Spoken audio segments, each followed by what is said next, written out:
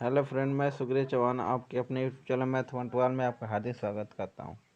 यानी फ्रेंड, मैं आप जीके ऐसा क्वेश्चन लेके आऊँ कि जो आपके किसी भी एग्जाम के लिए वेरी हेल्पफुल होगा। तो फ्रेंड, यानी अगर आप इस क्वेश्चन को सॉल्व करते हैं तो आपको वो किसी भी एग्जाम में कोई प्रॉब्लम नहीं होगी, क्योंकि आपका देख रहे हैं कि 20 तारीख को पेट लगा है। अगर क्वेश्चन को आप सॉल्व करते हैं या क्वेश्चन को नोट कर लेते हैं तो आप पेट के लिए और आपका जो आरआरबी ग्रुप डी है, एसएससी जीडी है, उसके लिए बहुत ही हेल्पफुल प्रश्न ये सारे होंगे। तो फ्रेंड, मैं बहुत अच्छे से क्वेश्चन लेकर आया हूँ। अभी भी बहुत मस्त क्वेश्चन लेकर आया हूँ। जो पहला क्वेश्चन मैं आज लेकर चलता हूँ, जो आपको स्क्रीन पे दिखाई देगा। फ्रेंड, पहला क्वेश्चन दिया है, किस प्रकार के उर्वरक के लिए भारत पूरी तरह आयात पर निर्भर है। मतलब फ्रेंड कह रहा है कि किस प्रकार भारत आयात करता है, सबसे ज़्यादा आयात करता है। उर्वरक की बात हो रही है, तो सबसे ज़्यादा फ्रेंड आयात बात करता है पोटास उर्वरक। फ्रेंड, आपके सामने दूसरा क्वेश्चन है, अजंता और एलोरा की गुफाएं किससे संबंधित हैं। फ्रेंड, यानी कि जो अजंता और एलोरा की गुफाएं हैं वो किससे संबंधित हैं। फ्रेंड, इसका आंसर होगा बौद्ध धर्म से। यानी कि इसका आंसर क्या आपका हो गया, बौद्ध धर्म से। फ्रेंड, आपके सामने तीसरा क्वेश्चन है, रक्तदाब के उपचार के लिए किस पादप का प्रयोग किया जाता है। यानी फ्रेंड, अगर किसी का बीपी हाई हो गया, बीपी लो हो गया, तो उसके उपचार के लिए किस पौधे का प्रयोग किया जाता है। तो फ्रेंड, इसका आंसर होगा सर्पगंधा। यानी सर्पगंधा एक पौधा होता है, इसके उपचार के लिए बहुत ही हेल्पफुल है। फ्रेंड, आपके सामने अगला क्वेश्चन है, स्टेट फ्रॉम द हार्ट पुस्तक की रचना किसने की थी। फ्रेंड, एक पुस्तक है स्टेट फ्रॉम द हार्ट, तो इस पुस्तक को लिखा कौन है। तो फ्रेंड, इसका आंसर होगा कपिल देव। जानते हैं आप कपिल देव जो क्रिकेट खेलते थे, एक पुस्तक उन्हीं की है। आपके सामने अगला क्वेश्चन है,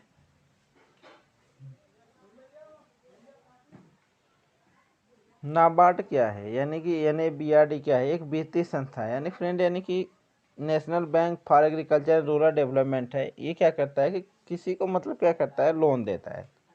तो नाबार्ड एक वित्तीय संस्था है। फ्रेंड, आपके सामने अगला क्वेश्चन है, सरकारों को एकात्मक और संघीय रूप में वर्गीकृत करने का अधिकार क्या है। यानी फ्रेंड कह रहा है कि सरकारों को एकात्मक और संघीय रूप। फ्रेंड, आपके आपको समझना अगला क्वेश्चन, सरकारों का आत्मक और संघीय रूप में व्यक्त करने का वर्गीकरण अधिकार क्या है। वो है केंद्र और राज्यों के बीच संबंध। तो केंद्र और राज्यों के बीच संबंध को क्या करा, वर्गीकृत करता है। आपके सामने अगला क्वेश्चन है, लोकसभा के महासचिव की नियुक्ति कौन करता है। यानी कि जो लोकसभा का जो सचिव होता है उसकी नियुक्ति कौन करता है। उसकी नियुक्ति करता है लोकसभा अध्यक्ष। फ्रेंड, आपके सामने भी अगला क्वेश्चन दिखाई देगा, किसकी अध्यक्षता और सदस्य द्वारा की जाती है। यानी फ्रेंड, कोई अध्यक्ष का चुनाव होता है जो जिसका वो सदस्य नहीं होता है, जिसका नाम है राज्यसभा। यानी राज्यसभा, लोकसभा आप जानते होंगे, तो उसका नाम है राज्यसभा। यानी जिसकी बात कर रहे हैं, उपराष्ट्रपति की बात कर रहा है। भारतीय रियासतों को एकीकरण करने में प्रमुख भूमिका किसने निभाई थी। जो भारत की रियासत थे उनको एकीकरण किया गया, उनको मिलाया गया। तो इसमें मुख्य भूमिका किसने निभाई थी वल्लभ भाई पटेल और जवाहरलाल नेहरू ने। यानी इसमें मुख्य भूमिका ये लोगों ने निभाई थी। फ्रेंड, आपके सामने अगला क्वेश्चन है, पानीपत की तीसरी लड़ाई किनके बीच लड़ी थी। फ्रेंड, आपको पता होगा कि पानीपत की 3 लड़ाई हुई थी। पहला हुआ था 1561 में, जो बाबर और इब्राहिम के बीच में हुआ था। तो इस तीसरी लड़ाई के बाद में कर रहे तो मराठा और अफगान के बीच में हुआ था, जो 14 जनवरी 1761 को हुआ था। यानी 17 जनवरी 1961 को। फ्रेंड, आपके सामने अगला क्वेश्चन है, रियासत झांसी को भारत ब्रिटिश साम्राज्य का अंग बनाया गया था, किसके माध्यम से। यानी कि जो ब्रिटिश साम्राज्य का अंग बनाया गया था, इसका माध्यम कौन था, किसके थ्रू बनाया गया था। तो गया था राज्य अपहरण नीति के माध्यम से। यानी कि राज्य अपहरण नीति को अपनाया था लॉर्ड डलहौजी ने। फ्रेंड, आपके सामने अगला क्वेश्चन है, ज्वालामुखियों गतिविधियों से किस प्रकार की झील बनती है। यानी फ्रेंड, जब ज्वालामुखी यानी जिसको बोलते वाल्केनो इरप्शन होता है, तो उससे कैसे झील बनती है। तो उससे जो झील बनती है उसको कॉल्डेरा झील कहते हैं। कौन सी झील, कॉल्डेरा। आपके सामने अगला क्वेश्चन है, जिस कुएं में से जल द्रव स्वचालित दाब के माध्यम से निकलता है उसे कहते हैं। यानी कोई कुआं है जो जल द्रव चालित माध्यम से निकलता है उसे कहते हैं उस्रुत आर्टिसियन कूप। यानी उसको कहा जाता है आर्टिसियन कूप। आपके सामने अगला क्वेश्चन है, भारतीय प्रायद्वीप ब्लॉक की केंद्रीय उच्च भूमियां किस शैली से बनी है। यानी कि जो भारतीय प्रायद्वीप ब्लॉक की केंद्रीय उच्च भूमियां हैं किस शैली से बनी है? तो आग्नेय और अवसादी शैलों से, जिसको बोलते हैं चट्टान। चट्टान तीन प्रकार की होती हैं, आग्नेय चट्टान, अवसादी चट्टान और रूपांतरित चट्टान। कौन सा नवीकरण संसाधन है, यानी कि किसको हम दोबारा प्राप्त कर सकते हैं, उसकी बात हो रहा है। तो वन को, यानी वन को हम दोबारा प्राप्त कर सकते हैं।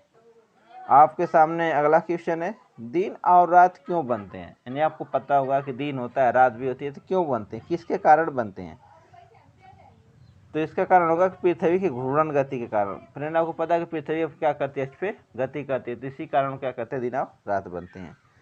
भारत में समाज का समाजवादी रूप लाने के लिए किसने अपनी आर्थिक प्रणाली के रूप में अपनाया था? यानी कि जो भारत समाजवाद था, तो यानी कि सीधे कह सकते हैं कि भारत की अर्थव्यवस्था कैसी। क्वेश्चन पूछने का मतलब ये है, तो भारत की जो अर्थव्यवस्था है मिश्रित अर्थव्यवस्था है, यानी कैसी है, मिश्रित अर्थव्यवस्था है। पूछ रहा है कि स्थानीय सरकारें किसका आधार है? यानी कि जो स्थानीय गवर्नमेंट होती है किसका आधार है? तो लोकतंत्र का आधार है। आपके सामने अगला क्वेश्चन दिखाई देगा,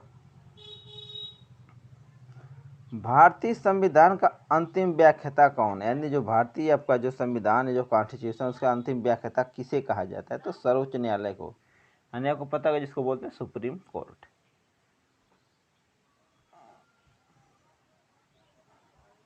आपके सामने अगला क्वेश्चन दिखाई देगा,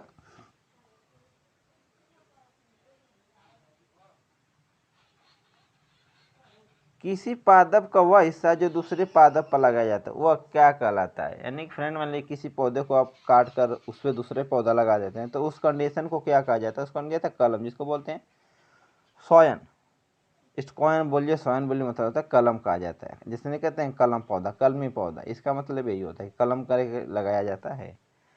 अब आपके सामने अगला क्वेश्चन दिखाई देगा, श्वेत प्रकाश कितने रंगों का मिश्रण, जो व्हाइट जो कलर आप जानते होंगे वो कितने, उसमें कितने कलर शामिल हैं? तो उसमें कलर है 7, जिसको बोलते हैं बैगनी, जामुनी, हरा, पीला, नारंगी, लाल।